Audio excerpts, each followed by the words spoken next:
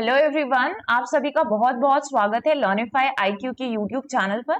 मेरा नाम है मेघना और आज इस वीडियो के थ्रू हम पढ़ने वाले एक इम्पोर्टेंट न्यूज आर्टिकल, जहां पर आपकी न्यूज है कि इंडियन एस्ट्रोनॉमर्स ने एक नया मेथड ढूंढा है जहां पर हम नेक्स्ट सोलर साइकिल के एम्पलीट्यूड को प्रिडिक्ट कर सकते हैं। तो हम बहुत सारी चीजें जानेंगे कि सोलर साइकिल क्या है, न्यूज में क्या चीजें बोली गई हैं, नया मेथड कौन सा है जिसे डिस्कवर कैसे किया जाएगा। तो ये सारी चीजें हम इस पूरे सेशन में डिस्कस करने वाले हैं, राइट। तो सबसे पहले एक न्यूज को अच्छे से समझ लेते हैं हम।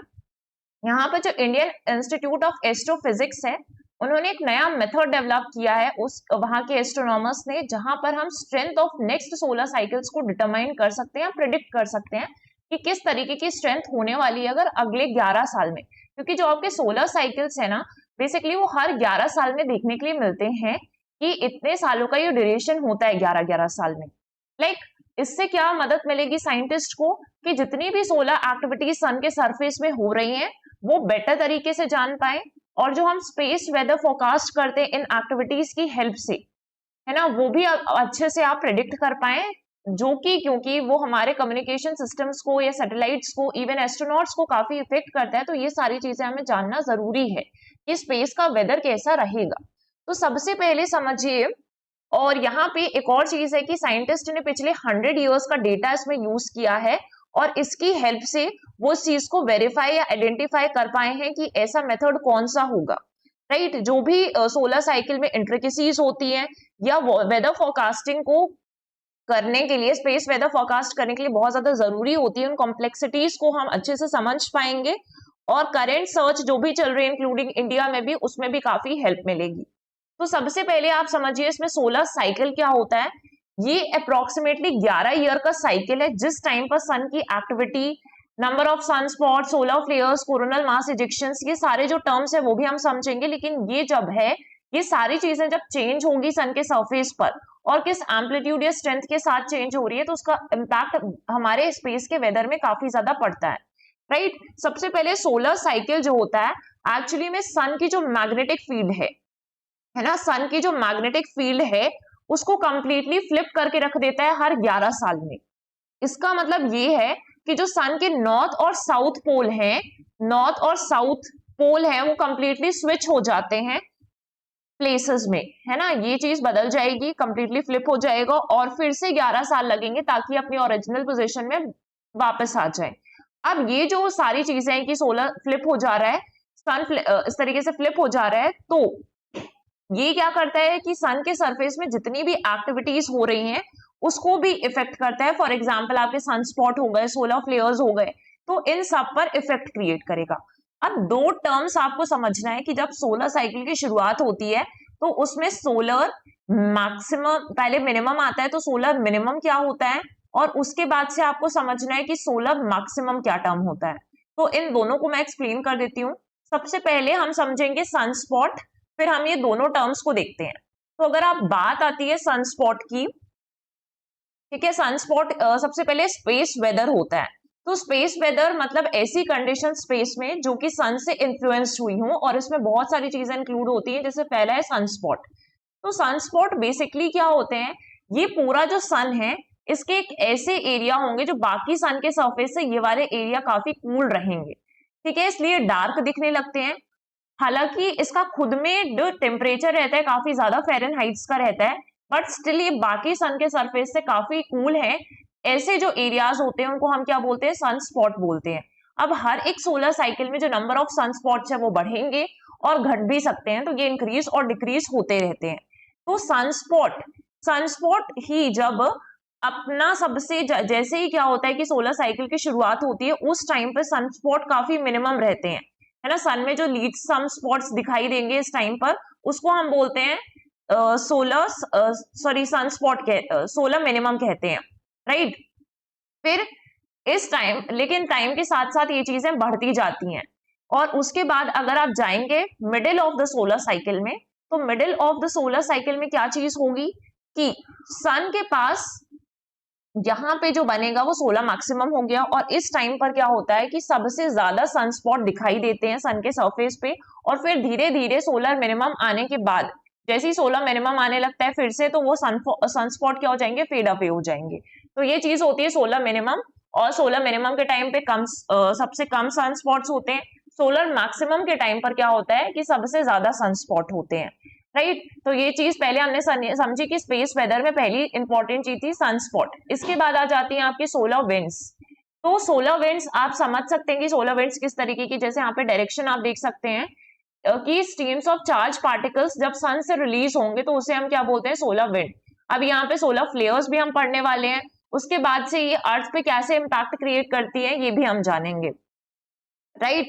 तो मेन कंपोनेंट्स हैं और इसका अर्थ में क्या इम्पैक्ट होता है कि अगर सन के सरफेस में ये सारे फिनोमेनास हुए तो ऑब्वियसली स्पेस की एक्टिविटीज में इम्पैक्ट क्रिएट करेंगे और इससे अर्थ का जो मैग्नेटोस्फीयर है वो कॉम्प्रेस हो जाता है, राइट। अर्थ का जो मैग्नेटोस्फीयर है वो कॉम्प्रेस हो जाएगा। इसके बाद से कुछ जियोमैग्नेटिक स्टॉर्म्स भी ट्रिगर हो सकते हैं और जो कि कम्युनिकेशन लाइंस को डिस्ट्रॉय कर सकते हैं या फिर पावर ट्रांसमिशन को खतरे में डाल सकते हैं।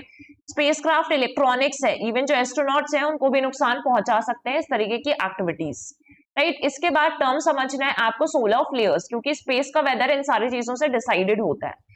अगर आप देख रहे हैं तो एकदम से फ्लैशेस ऑफ इंक्रीज्ड ब्राइटनेस अगर सन पे दिखाई देने लगे, जैसा इस तरीके से दिख रहा है, तो उसको क्या बोलेंगे, सोलर फ्लेयर्स बोलेंगे। काफी सारा रेडिएशन जो है सन से स्पेस में रिलीज किया जाता है इस टाइम पर। और सोलर फ्लेयर्स जब बहुत ज्यादा पावरफुल हैं तो वो सैटेलाइट को डिस्टर्ब कर सकते हैं, रेडियो ट्रांसमिशन को डिस्टर्ब कर सकते हैं, जैसे मैंने आपको बताया जियोमैग्नेटिक स्टॉर्म्स भी ये कर सकते हैं ट्रिगर। तो इससे बहुत सारे मतलब इफेक्ट्स देखने के लिए मिल रहे हैं। और कभी कभी क्या होता है कि सोलर फ्लेयर्स जब ज्यादा हैं तो सोलर फ्लेयर्स के साथ साथ आपके कोरोनल मास इजेक्शंस भी होने लगते हैं कि कोरोना का जो मास है वो भी इजेक्ट आउट होने लगेगा। तो इसको भी समझ लेते हैं कि कोरोनल मास इजेक्शंस जो है वो क्या चीज है। तो अगर आप देखेंगे कोरोनल मास इजेक्शंस के बारे में तो इस तरीके से जैसा आप इसमें देख सकते हैं इतना सारा जो मास है वो इजेक्ट आउट हो रहा है। तो large burst of plasma and magnetic fields from the sun basically होते हैं ह्यूज बबल्स हैं रेडिएशंस के और पार्टिकल्स के जो सन के कोरोना से बाहर आ रहे हैं and they explode into space at very high speed. Obviously जब इतनी ज्यादा स्पीड होगी तो इम्पैक्ट तो क्रिएट होगा ही और इससे क्या होगा कि आपको स्काई में बहुत ज्यादा अर्थ के आसपास, अर्थ का स्काई है उसमें इंटेंस लाइट दिखाई देगी और इसी को क्या बोलते हैं, ऑरोरास बोलते हैं, राइट। जो आपको ऑरोरास बोरियलिस हैं पोल्स पे दिखाई देते हैं, पोल्स के आसपास, तो वो इसी के कारण आपको दिखाई देते हैं, इसके कारण हम देख पाते हैं। तो आप जान सकते हैं कि इन सारी एक्टिविटीज का स्पेस वेदर पे कितना बड़ा इम्पैक्ट क्रिएट होगा और ये मॉडर्न सिविलाइजेशन पे भी काफी इम्पैक्ट क्रिएट करने वाला है। तो यहाँ पे एस्ट्रोनॉमर्स ने काफी सारे तरीके ढूंढे जिससे वो फॉरकास्ट कर पाए कि नेक्स्ट सोलर साइकिल की स्ट्रेंथ कितनी होने वाली है और ये पहले से प्रिडिक्ट करना बहुत ज्यादा जरूरी है। सोलर एक्टिविटीज कैन डिस्टर्ब, ये चीज मैंने आपको बता दी है कि किस तरीके से रिस्क पोज करता है। अब सोलर साइकिल्स प्रिडिक्ट करना इंपॉर्टेंट क्यों है, सबसे बड़ा क्वेश्चन यही है क्योंकि हमें आगे के लिए प्रिपेयर कर देगा ये कि स्पेस वेदर कैसा होने वाला है अर्थ पर और अर्थ पे कितने इंपैक्ट्स क्रिएट होने वाले हैं, इससे हम पहले से प्रिपेयर्ड रहेंगे। फिर इंडियन इंस्टीट्यूट ऑफ एस्ट्रोफिजिक्स जो है उसने क्या चीजें फाइंड की उसके रिसर्चर्स ने, तो जो कोडाईकनाल सोलर ऑब्जर्वेटरी है उन्होंने लिंक देखा कि अगर सन का सरफेस है, ये सन का सरफेस है, राइट। अब सन के सरफेस पे क्या दिखाई दे रहे हैं, कुछ सेल्स दिखाई दे रहे हैं और उन सेल्स को क्या कहा जाता है, सुपर ग्रैनुलर सेल्स कहा जाता है, ठीक है। इसके बीच में लिंक बनानी है इन सेल्स के बीच में। और जो सनस्पॉट दिख रहे हैं, नंबर ऑफ सनस्पॉट्स कितने हैं जो नेक्स्ट सोलर साइकिल में आने वाले हैं, कि जैसे अगला 11 साल का पीरियड शुरू होगा तो उसमें जो सनस्पॉट फॉर्म होंगे और अभी जो सेल्स दिख रहे हैं उनके बीच में क्या लिंक है। तो उन्होंने ये डिस्कवर किया कि जैसे ही सोलर मिनिमम वाला फेज आएगा, मतलब जब एक्टिविटीज बहुत लो है या फिर सनस्पॉट्स बहुत कम है, तो इन सेल्स की जो विड्थ है वो डिसाइड करेगी कि अगला सोलर साइकिल की स्ट्रेंथ कितनी होने वाली है। तो एक्चुअली में अभी जो सेल्स दिखाई दे रहे हैं उसकी विड्थ कितनी है, उससे हम उस मेथड से हम डिस्कवर कर सकते हैं, ये पता लगा सकते हैं, प्रेडिक्ट कर सकते हैं कि अगले सोलर साइकिल का स्ट्रेंथ कितना होने वाला है और कितनी तरीके की एक्टिविटीज होने वाली है, किस इंटेंसिटी के साथ होने वाली है, ये हमें पता चल जाएगा।